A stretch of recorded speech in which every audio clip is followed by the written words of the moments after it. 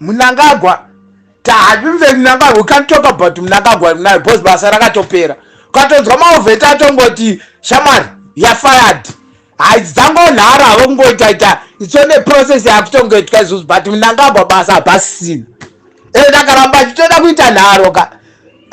Zvake zvakutotaura kuti 2030 tokotaura 2030 basa rakapera. Judicial system yese everyone must be fired. Everyone must be fired. Kubva kuna Malaba kusvika kuna Major Street achiri kudzidzira achiri ku college. Asati atombopinda Major Street achiri ku college. Everyone must be fired. Zimbabwe Kulendi TV. Hama dzangu ndauya kuti timboonesana pamusoro penyika yedu yeZimbabwe. Ndarwadziwa zvikuru aumana.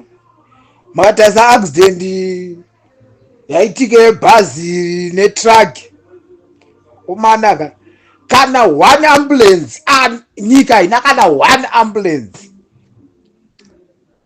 And kwenda kuzvipatara kwacho vanhu vari kuiswa macard box. Nyika iri kushaya mari yekutenga plaster of Paris 50 kg unoita about 800 rands. Akumadaka Mnangagwa soka hamana murume neutsinyo. Kutambudza vanhu kusvika chipatara chamunhu ukasvika wakatyoka ende mukaona vanhu vese vaiswa macard box ava hapana x-ray yavambotorwa because chipatara hachina x-ray. Vanhu vari kufa vashaya maoxygen. Oxygen yashayika muchipatara munhu osvika pakufa nekushaya oxygen. But nyika ine 63 minerals 63. Hakomana murume anonzi Mnangagwa kawo. Arega Mugabe ataura kuti mukundibvisa inini muchisa uyu. Muchandidemba. Zveshuwa Zimbabwe yademba umana. Vana vake vese azadza mumaministry. Mukadzi wake Mnangagwa achitendera Zimbabwe yese achidzura ndove nokutamba nhodo nepada opiwa 60 million. Nyika isina mushonga muzvipatara.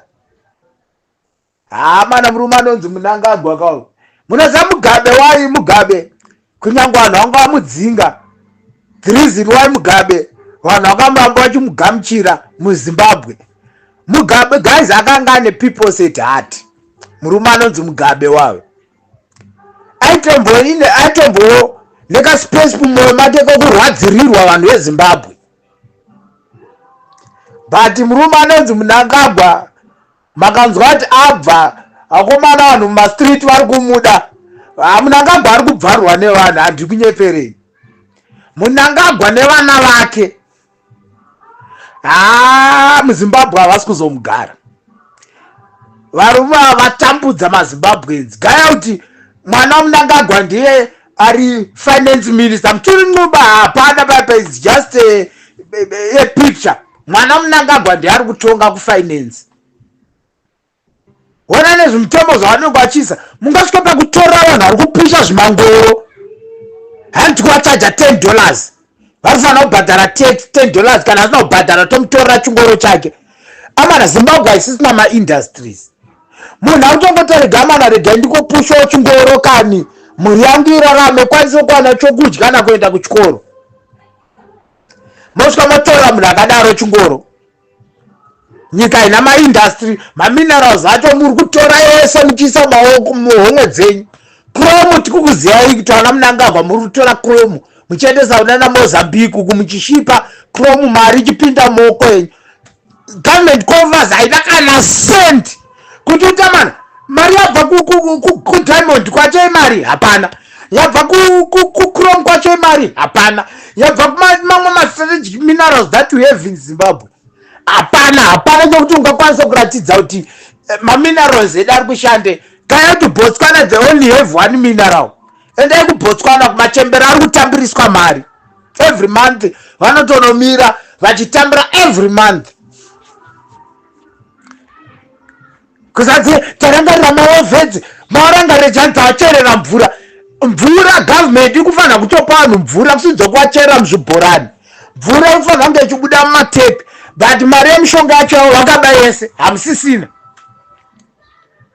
makaba yese mari yemushonga yafanira kunge ichiklina mvura ichitrita madhemu edu. Vakaba yese vana Mnangagwa ivava, vakaba yese hamusisina nyika haisitombokwanisa kuburitsa mvura mumatepi. Ikangovhura matepi masoja ari kubuda, because that water is not treated. Murume anonzi Mnangagwa atambudza vanhu iye nemhuri yake. Gaiti mukadzi anotsendera Zimbabwe esopuwa 60 million US yongotamba nhodo nokungodzura dzimba, opuwa 60 million US. Nditi muone ndo mabiro anenge achiita. Last time wakaenda kuZCC checha yauyu anonzani yauyu ZCC vakamupa 1 million US. Saka ndiko kuklina kwaanenge achiita mari. Ndiri mukuona anenge achidzamudonetra 1 million ayo inenge isiri yake mutendi, mari yayo inenge isiri yake. Iona Mnangagwa vanenge vachitotora about 900 something thousand. Ndiri mukuona saka ndo makliniro anenge achiita mari dzavo dzavanenge vachiba idzodzo dzichiita kunge chivhayo ndiari kudayo. Alright, Obodiamo yakaba mari yeyi millions of dollars panguva yeCovid. Where is he? Not arrested, is roaming around. Why? Because vanoziva kuti at the end mari iyoyo inenge yabiwa iri kuenda Mnangagwa's pocket. Where is he? Akasungwa here? Haana. Obodiamo iye ihama dzana Mnangagwa. Rushwa yakabatwa paairport apo neDiamond raiwetsa mamillions. Where is he? Hama yaMnangagwa akatobuda Godrai akatodzorerwa futi akatopiwa chinzvimbo futi chamheno mineral wendi wati akatopiwa chinzvimbo. Why? Ihama yana Mnangagwa. Nditi mukwana. And the country is bleeding. The country is bleeding. Nyika haina mari. Nyika haina mari. Akomana vano veZimbabwe tatambudzwa. But this dictatorship, we're thinking that ichapera panguva yaMugabe. We're thinking that mboba ichapera. Vanhu vese vanoritendo kuna Mnangagwa. Manje Mnangagwa apinda akutotanga kuisa vana vake. Anga ichobuda chokuratidza mumwe mwana akari kumusoja. Mumwe wacho akapfeka uniform yekumamaini. Kukuratidza kuti aiwa tisi kutonga. Mamaini ese they are controlled navana vaMnangagwa. Saka mwana Mnangagwa vachamhanya zvavo. Vachamhanya, Zimbabwe haizi yavo. Vachamhanya kubva kumukadzi. Ende chikurubi yakawamirira. Nditi pavanga vachitonga vakatadza kana kugadzira chikurubi. And they are mistreating people. Opposition achivharwa mujeri 2 years. Mnangagwa nemhuri yake vari kufanira kupinda muchikurubi. Havasi kufanira kutombopiwa time yekufema kana kutombobuda Zimbabwe achienda kuexile. No. They must vari kufanira kutesta their own medicine. Managaru ava ndabvunza vana Jonathan Moyo naKasuku here. Vanagaru ava vanonzi Vanagaru nanaMudha ndizo mbavha dziri kuba left, right and center. Vakomana eZimbabweans, let's unite. Zimbabwe yatambura muzvikoro, education yafa, government hospitals hamusisina chirimo. Vakomana mukomboendawo dzimwe nyika here, mukombofamba mudzimwe nyika here, vakomana muchiona kuti mahospitals avo akaita sei. Zimbabwe haina oxygen, Zimbabwe haina madrip, Zimbabwe haina medication, panado chaiyo. Kuenda mune dzimwe nyika panado inenge itotengeswa muzimaspaza shop. Zimbabwe government haina kana panado. And Mnangagwa yakarwara nevana vake, they fly overseas. They don't even think about Zimbabweans. Saka mbiyane handa pavanoti mapfupa anga achamuka, mapfupa avamukira kana Comrade Geza netimu yavo. General Chiwenga, muri kuona nonsense dzamakatiisira idzi. Idzi ndononzi nonsense dzamakatiisira idzi. Makabvisa Mugabe muchiti Mugabe is surrounded by thieves. Imukutobvisa Mugabe was surrounded by thieves. Imukutoisa mbavha yacho. Because Mnangagwa ndiyo mbavha yeZimbabwe. But iye ndiyo atori the biggest mafia. Makanzwe Hubert Enjo achitaura pa God Mafia. Airport airport yakazara namafias aMnangagwa. God rinenge ichipinda left right and center vachiita madhiri avo, mari ichiuya vachibuda negold, mari ichiuya votora mari yaya vese mhomwe dzavo. Government haina kana senda, haina chaikubenefita. MaChinese they are everywhere, vari kuchera everywhere, havana maproper documents kuti vamaine muZimbabwe, but they are and vachisvika ikoko wotoona muChina achitopfuura muZimbabwe nepfuti.